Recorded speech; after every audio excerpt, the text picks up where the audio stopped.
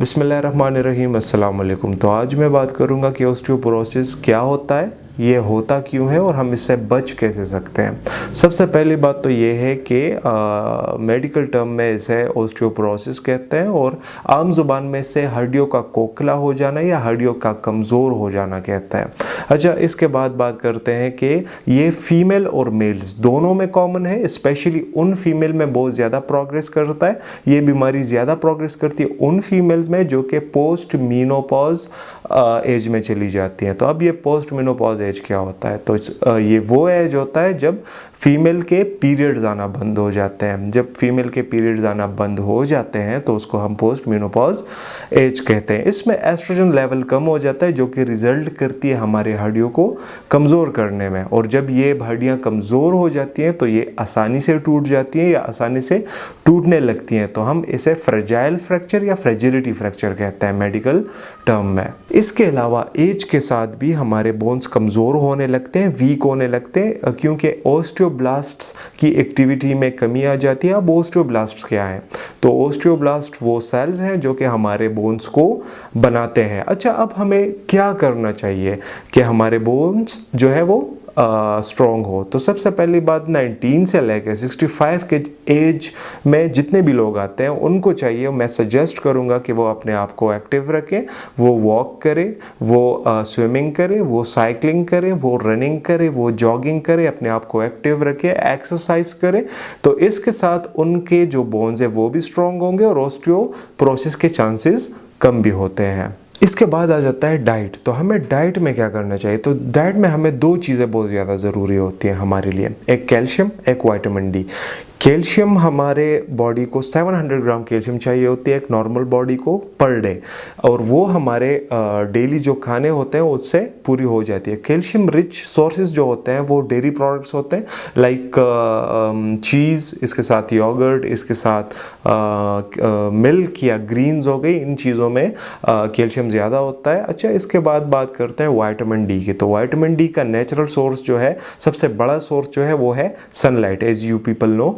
अच्छा, सनलाइट हम अगर ये देखें कि सर्दियों में हमारे सनलाइट को एक्सपोजर थोड़ा कम होता है तो उसके लिए हमें फिर चाहिए होता है कि हम एटलीस्ट मेंटेनेंस डोज को फॉलो करें या मेंटेनेंस डोज लें जो कि 10 माइक्रोग्राम्स अ डे है। तो अगर हम वो लेते हैं तो उसके साथ हमारा जो कैल्शियम विटामिन डी का जो पैमाना होता है वो नॉर्मल होता है। इसके अलावा मैं इतना ज़रूर शेयर करना चाहूँगा कि आप ऐसे करें कि अपना विटामिन डी का टेस्ट करें। अगर आपकी बॉडी में विटामिन डी कम है तो अपने डॉक्टर के प्रिस्क्रिप्शन के मुताबिक फिर आप विटामिन डी लेना शुरू कर दें।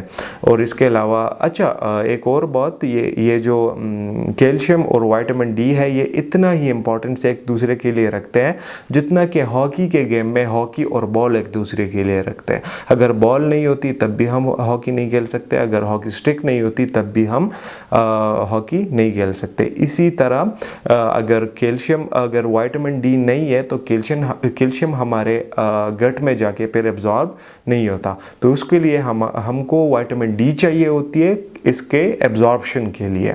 जो लोग स्मोकिंग करते हैं तो स्मोकिंग के साथ भी हड्डियाँ कमज़ोर होने लगती हैं with the passage of time. अच्छा, इसके अलावा जो हमारे बच्चे होते हैं जो कि कार्बोनेटेड ड्रिंक्स पीते हैं, जो कि सोडा ड्रिंक्स पीते हैं, तो ये ड्रिंक हमारे बॉडी के अंदर जाके हमारे कैल्शियम को चुरा के लेके चली जाती है। तो ये भी वजह बनती है हमारे बॉडी में हमारे बोन्स की कमज़ोरी की। अच्छा, अब अगर ये सारी चीज़ें आप फॉलो करते हो तो इसका मतलब ये है कि आप अपने ओल्ड एज में अपने बॉडी में फ्रेजिलिटी फ्रैक्चर के चांसेस कम कर रहे हो।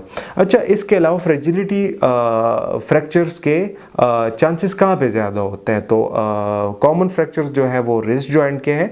रिस्ट जॉइंट में फ्रैक्चर बहुत ज़्यादा कॉमन है। इसके अलावा हमारे फीमर का जो नेक होता है उसका फ्रैक्चर कॉमन है। हिप जॉइंट का फ्रैक्चर जो है वो कॉमन है। इसके अलावा हमारे स्पाइन का जो फ्रैक्चर होता है वो भी इसमें बहुत ज़्यादा कॉमन है। और कुछ स्टडीज़ तो इतने यहाँ तक कह रही है कि अगर ये आप ऑस्टियोपोरोसिस के पेशेंट हो, आपकी हड्डियाँ अगर कमज़ोर हैं तो आप अगर तेज़ी से चींखते हो या तेज़ी से कांपते हो तो उसके साथ भी आपके बोन्स ब्रेक हो सकते हैं, उनमें भी फ्रैक्चर आ सकता है।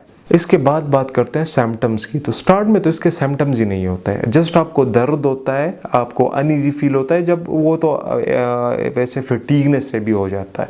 बट अगर आपको ये चीज़ें लॉन्ग टर्म पे आ रही हैं तो आप फिर इसका एक इन्वेस्टिगेशन होता है जिसको हम डेक्सा स्कैन कहते हैं। तो उसके साथ हमें पता चल जाता है कि बंदे को ओस्टियोपोरोसिस है या नहीं है। अच्छा, इसके अलावा प्रिवेंशन की बात तो हमने कर ली कि इसको प्रिवेंट कैसे करना है। बट अगर कोई बंदा इस बीमारी में मुब्तला है तो इसका ट्रीटमेंट टैबलेट्स की फॉर्म में, दवाइयों के फॉर्म में भी मौजूद है और इंजेक्शंस की फॉर्म में भी मौजूद है। तो अगर आपको डायग्नोज होता है तो आप अपने डॉक्टर के अकॉर्डिंग ट्रीटमेंट शुरू कर सकते हैं। तो आज की वीडियो बस यहीं तक थी। उम्मीद करता हूँ आप लोगों को इन्फॉर्मेटिव लगी होगी। अगर वीडियो आपको इन्फॉर्मेटिव लगी है तो इस वीडियो को और अपने फैमिली मेम्बर्स के साथ शेयर करें। See you in the next one. अल्लाह हाफिज़।